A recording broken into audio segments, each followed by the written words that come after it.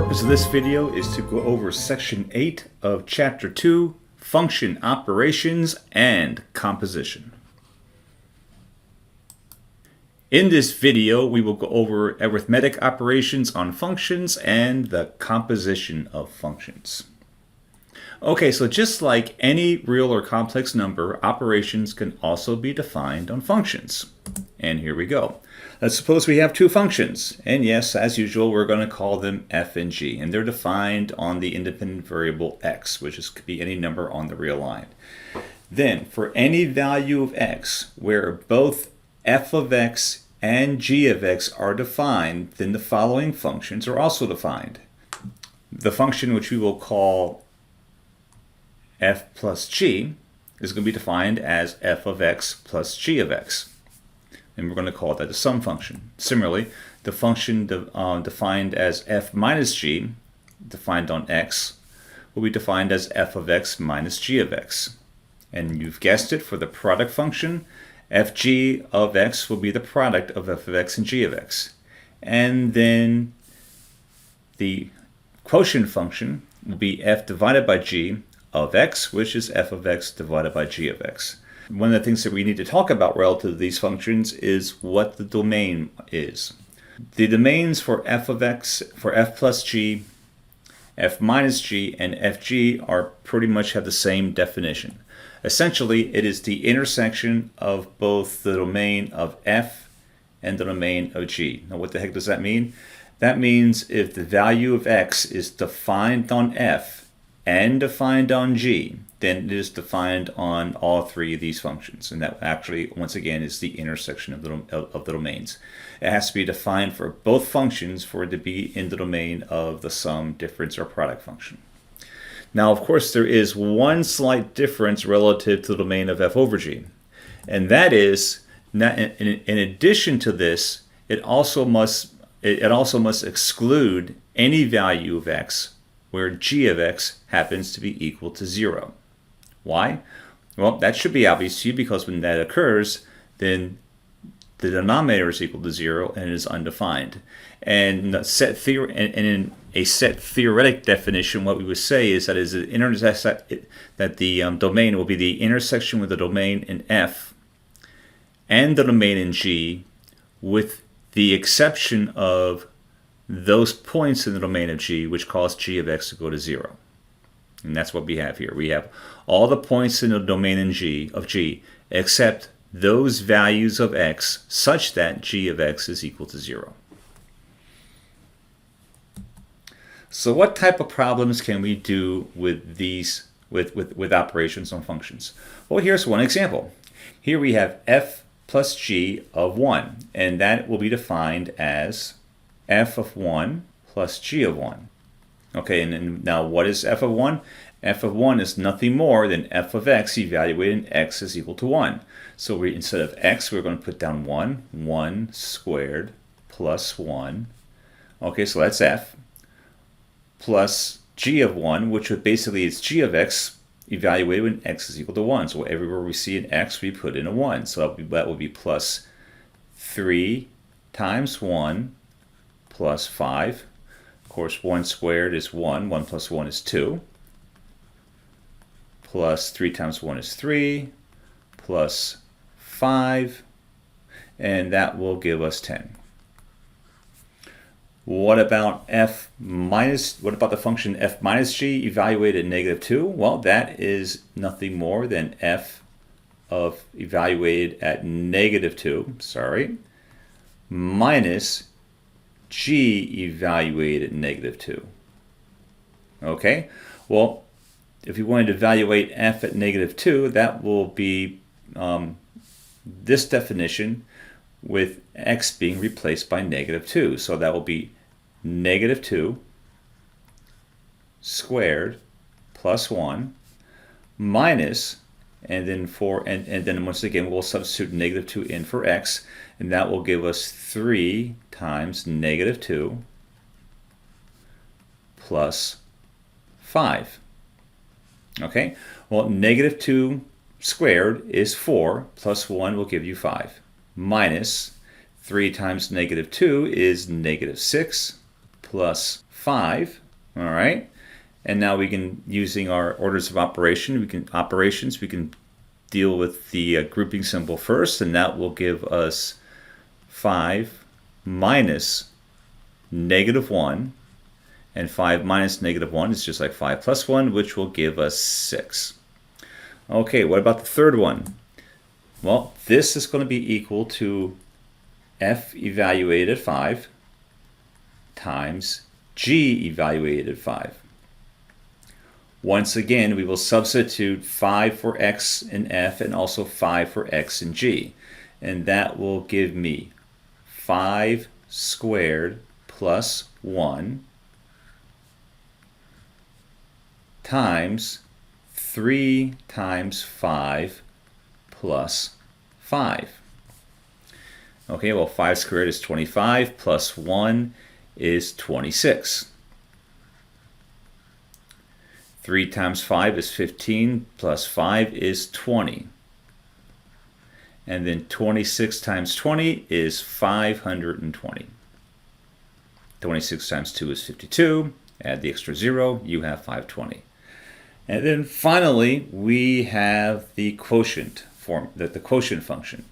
This is going to be equal to f evaluated 0 divided by g evaluated at 0.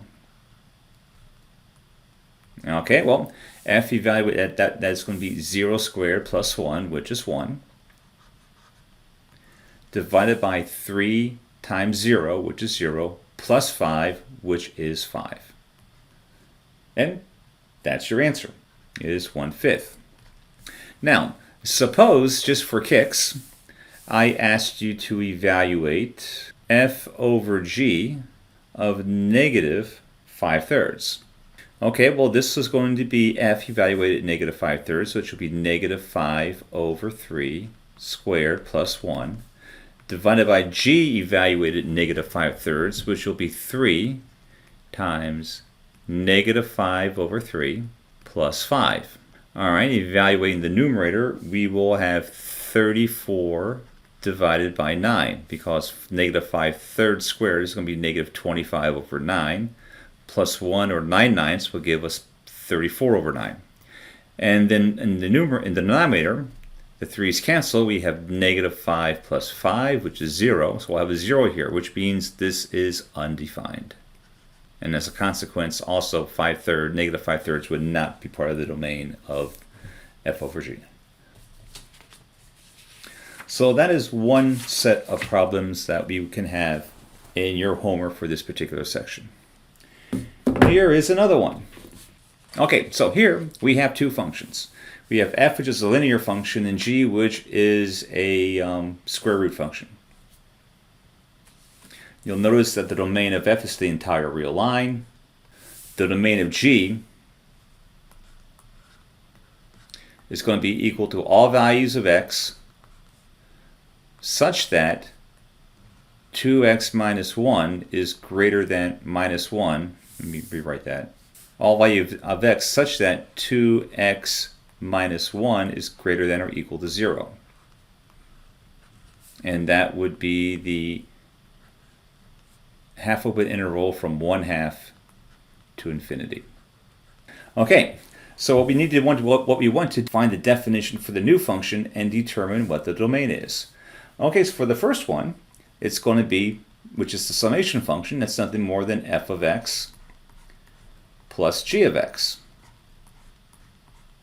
Well, f of x is equal to f of x is equal to 8 minus 16, 8x minus 16. And g of x is equal to the square root of the quantity 2x minus 1.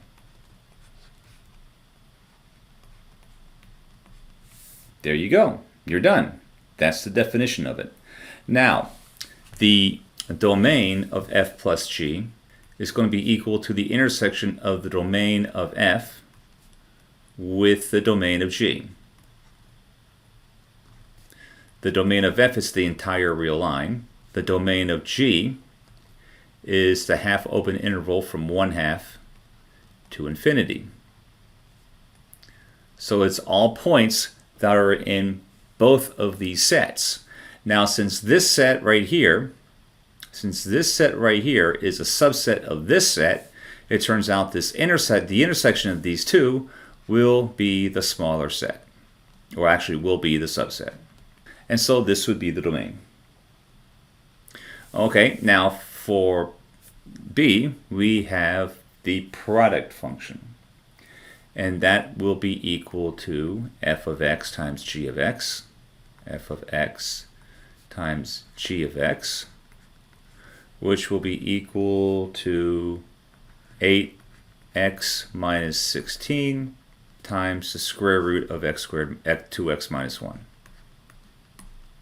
Well, once again, the domain of the product function is nothing more than the intersection of the domain of the two component functions. So we will have that the domain of fg is equal to the intersection of the domain of f with the domain of g, which is just like it was in part A. So this will be equal to the half open interval from 1/2 to infinity. In other words, including 1/2. And then finally, we have the quotient function. Now, this will be equal to 8x minus 16 divided by the square root of 2x minus 1. Now, most often we need to rationalize the denominator, and we can do that by multiplying both sides by 2x minus 1. Or, I'm sorry, multiplying top and bottom by 2, or multiplying this by 2x, the square root of 2x over 1 minus 1, over the square root of 2x minus 1. If we do, we will have 8x minus 16 times the square root of 2x minus 1 divided by 2x minus 1. Now notice that the denominator is equal to 0 when x is equal to 1/2. When that occurs, then this right here is equal to 0. As a consequence, x equals 1/2 must be excluded from the domain. So the domain for f over g is going to be the domain of f intersected with the domain of g, excluding those points where g of x is equal to 0. More specifically, it's going to be equal to the domain of f, which is the entire real line, intersected with the half open interval from negative from 1/2 to infinity, minus the point 1/2. And what would that be? Well, I'm running out of space, so I'm going to do it up here. It turns out that that will be basically the exact same thing as these intervals, with the exception that we're not going to include 1/2. So d of f over g will be equal to 1/2 infinity, parentheses on both sides, which is an open interval. The domain for the summation function is the half open interval because it includes 1/2. The same thing with the domain for the product function, or also the subtraction function. But for the quotient function, it is the open interval because we cannot include 1/2. Okay, there are other ways to evaluate combinations of functions, and here's one. Here we actually have a graph. The first graph is going to be f of x is equal to 2x plus 1. The second graph is g of x is equal to the square root of x. And we want to evaluate these functions at the various arguments. So we want to evaluate the sum of the two functions at 4, and then the difference at -2, the product at 1, and the quotient at 0. So let's go ahead with this one. This is going to be equal to f of 4 plus g of 4. What is f of 4? We'll come over to 4. Here's 4. And then we're going to go well, that's not up. We're going to go all the way up. This is tricky on my drawing pad. All the way up to x, which will put it at 9. So f of 4 is equal to 9. So this will be 9. What is g of 4? Well, here's 4. And g, and if you take this up to g, we are at 2. So it will be 9 plus 2, which is equal to 11. Okay, what about f minus g evaluated at negative 2? Well, that's going to be f of negative 2 minus g evaluated at negative 2. Okay, well, f evaluated at negative 2 is negative 3. G evaluated at negative 2, well, g is not defined at negative 2. So, in that particular case, this right here is undefined. Because for this function to be defined, both of the component functions must also be defined at that value. Now finally here, next we have the product function. This is going to be equal to f evaluated at 1 times g evaluated at 1. Well, when x is 1, f is 3 times, and when g is 1, and when x is 1, g is 1. So this will be equal to 3. And then finally, we have this one right here. And this was going to be equal to f evaluated 0 divided by g evaluated 0. So when f is equal to 0, when x is equal to 0, f of x is going to be equal to 1. And then when x is equal to 0, g is equal to 0. So we have 1 over 0, and which means we have a 0 in the denominator, so this is going to be undefined. And a graph is one way to evaluate functions. There's plenty of other ways, and the other way that I'm going to show is a table. And it turns out that this really is just the exact same function, but we're going to walk through it anyways. So for f of x, so the summation function f plus g evaluated at 4, well, that's going to be equal to f evaluated at 4 plus g evaluated at 4. What is f evaluated at 4? We'll come down to here. Here's x is equal to 4. When x is 4, f is 9. That will give us 9. When x is equal to 4, g is equal to 2. So we're going to have 9 plus 2, or 11. Now for the next one, this one right here, we're going to have f evaluated at negative 2 minus g evaluated at negative 2. Okay, so come down to negative 2 here. When f is equal to negative 2, when x is equal to negative 2, f is equal to negative 3. When x is equal to negative 2, g is undefined. Therefore, f minus g evaluated at negative 2 will be undefined.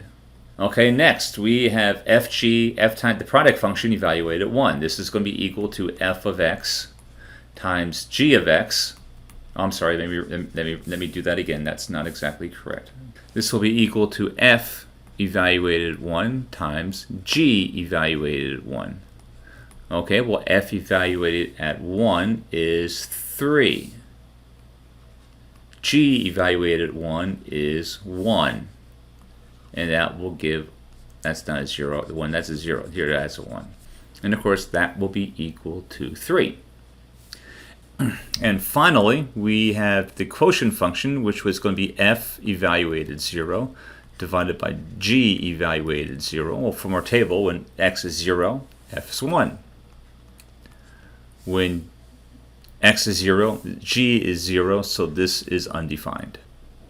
And that's all we have for example 3.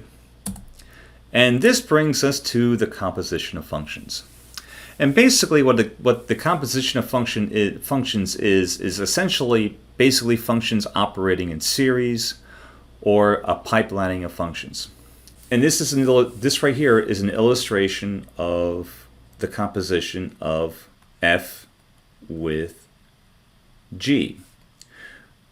We take the input, which will be in the domain of g, and then that will go, and then that will be placed into our function g.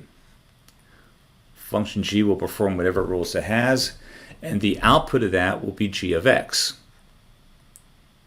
assuming that that's what x was coming in here. That output will be the input into the function f, which will produce the function f evaluated at g of x. And that's what we have here.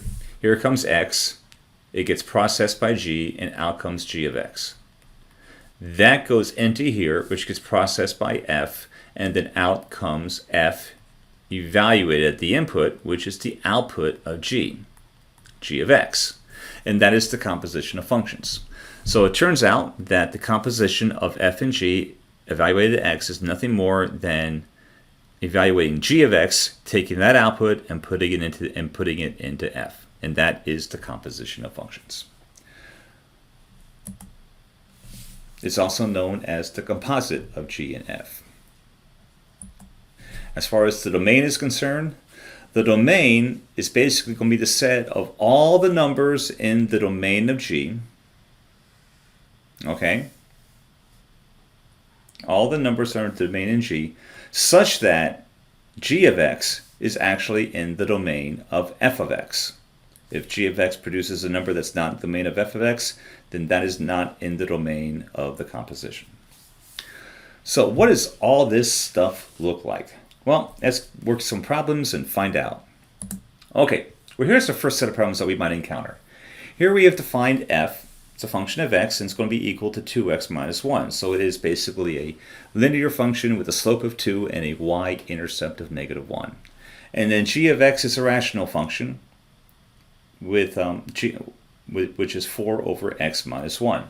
So g of x is defined everywhere on the real line with the sole exception of 1, x equals to 1. And our first question here is, what is the composition of f and g evaluated at 2?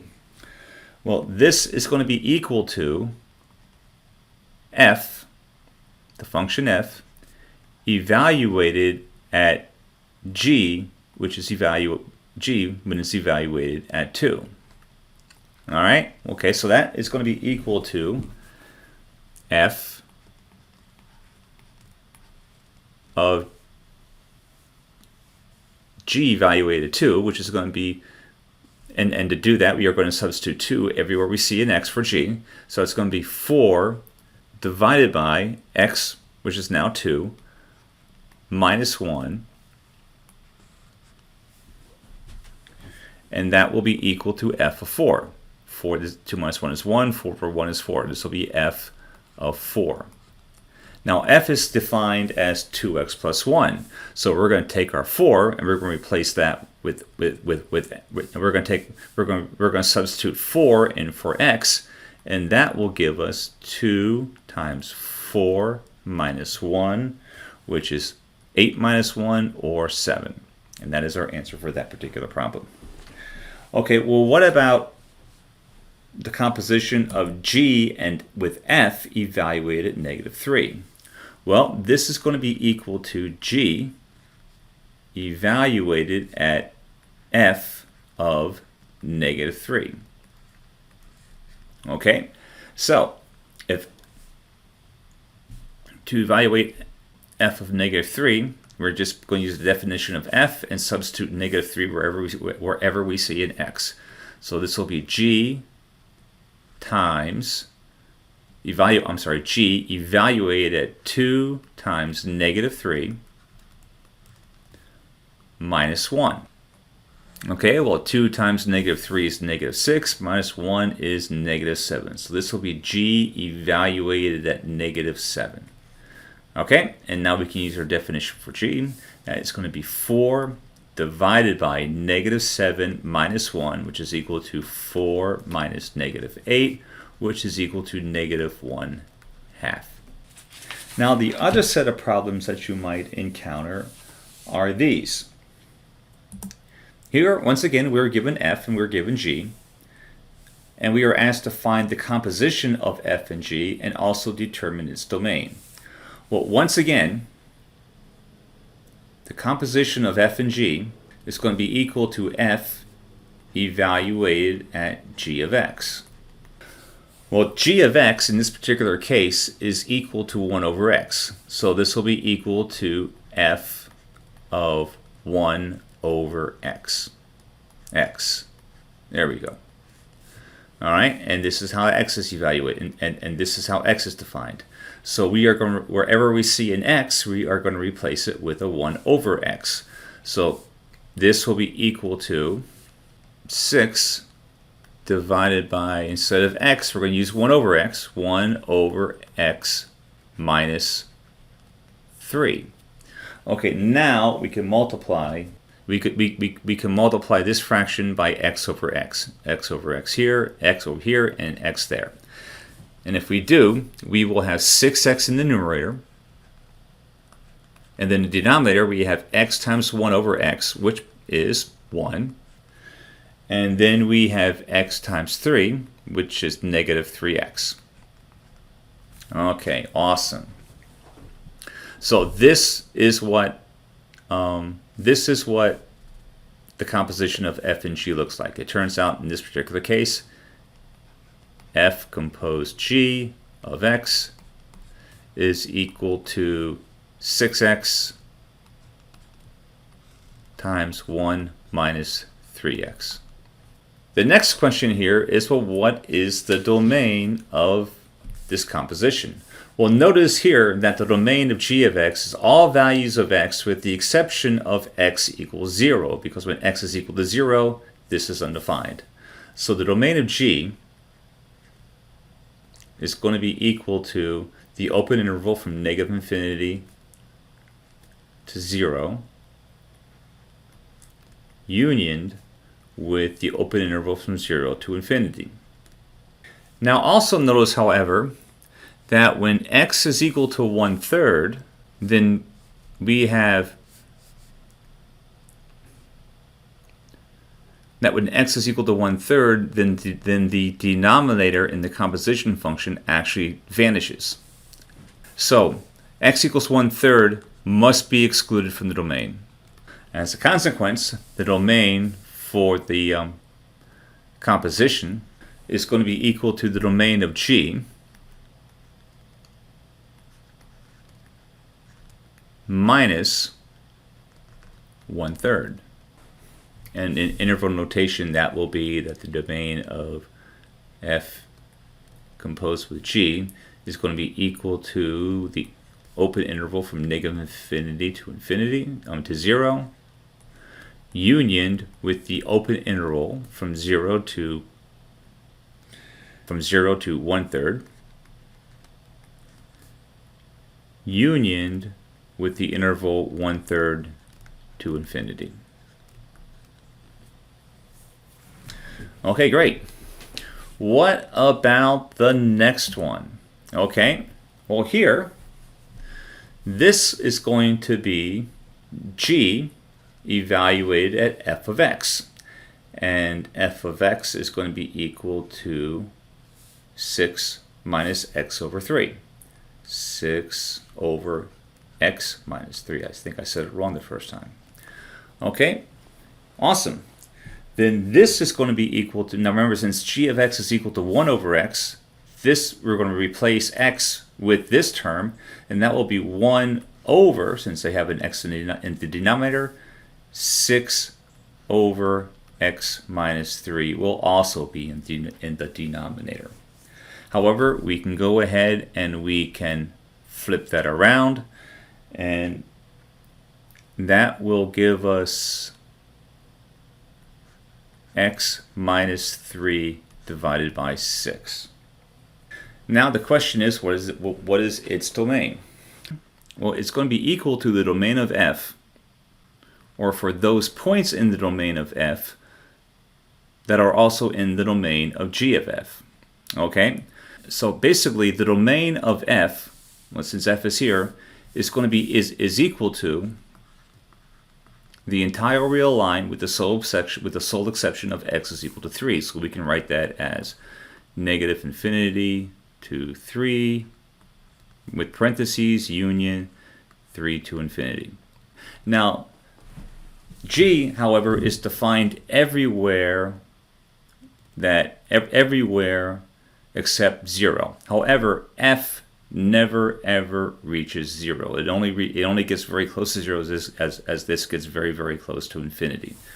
As a consequence, wherever f is defined, g is also defined. because wherever x is defined, f is defined, we are going to get some number that is not 0. It only gets 0 at the infinities, and obviously the infinities are not in the domain. So wherever f is defined in its domain, g is also defined. So turns out that the domain for g is going to be equal to negative infinity to 3, not including 3, so parenthesis, union 3 to infinity. It's equal to the entire real line with the exception of 3. So for part A, we have the entire real line with the exception of 0 and 1/3. But for part B, we have the entire real line with the exception of 3. And this brings us to our next class of problems. You'll be asked on a couple of occasions to find functions that form a given composite. And there are lots of ways this can actually work. There's an infinite number of ways. But you just needed to come up with 2. So let me give you a couple of ideas on how to do this. Okay? Well, first thing is, how about for this one, we let g be equal to the square root of x. All right? And then we'll let f be equal to negative x. Okay? In that particular case, what is the composition of f and g? Well, that's going to be equal to, f evaluated at g of x. All right? Well, g of x is nothing more than the square root of x. So this is going to be f evaluated at the square root of x. Okay, but remember, now we have f of x is defined as negative x. So basically, and remember what we do is when we evaluate f for a different type of argument, we just take that argument, we substitute it in for x. So I'm going to replace x with the square root of x, and that will give me negative square root of x. And there we go. We have actually defined 2 functions such as their composition gives you the negative square root of x. Our next problem is much simpler is closer to your homework problem, and this is to find 2 compositions, or to define 2 functions f and g such that their composition will give you 2x minus 3 cubed. Okay, well, how about this? How about if I define g of x as 2x minus 3? How about if I defined f of x as x cubed? All right, cool. In that case, the composition of f and g is going to be f evaluated at g of x. And g of x is 2x minus 3, so this is going to be f evaluated at 2x minus 3. Now what we do is we replace the x with whatever the argument is here. Well, the argument is 2x minus 3. So that would give us, replace the x, 2x minus 3, the entire quantity cubed. And there you go. And our final example that we have to deal with is this. Now we need to show that, except for very few cases, f and g are not, the composition of f and g is not necessarily equivalent to the composition of g of f. And how do we show that? Well, how about if we just compute both compositions and see what they look like? Brilliant idea. Let's do that. Okay, so the composition of f and g is going to be equal to f evaluated at g of x. Well, g of x is equal to 5x plus 7. So this is going to be f evaluated at 5x plus 7. However, f is defined as negative 6x plus 9. So what we want to do is wherever we see an x, we replace it with 5x plus 7. So this is going to be equal to negative 6 times the quantity 5x plus 7 plus 9. All right, using our distributive property, we have negative 6 times 5x. That's going to be negative 30x. Negative 6 times 7 is negative 42. I forgot the minus sign here. Sorry about that. And then we have plus 9. 42 plus 9 is negative 42 plus 9 is negative 33. So this is going to be equal to negative 30x minus 33. Okay, So that takes care of this one. Now let's take a look at the composition of g with f. That's going to be equal to g evaluated at f of x. All right, well, f of x is negative 6x plus 9, so that's going to be g evaluated at negative 6x plus 9. Okay, what g is evaluated? G is defined as 5x plus 7, so wherever we see an x, we're going to replace it with negative 6x plus 9. And this will give us 5 times negative 6x plus 9 plus 7. 5 times negative 6x is negative 30x. 5 times 9 is 45 plus 7. And this gives us negative 30x plus 52. And clearly these two are not the same. Therefore, the composition of the two functions are different and not equal. And that is all I have for this particular section. If you have any questions, as always, please stop by and see me. And with that, this is Bob Boyle, signing off.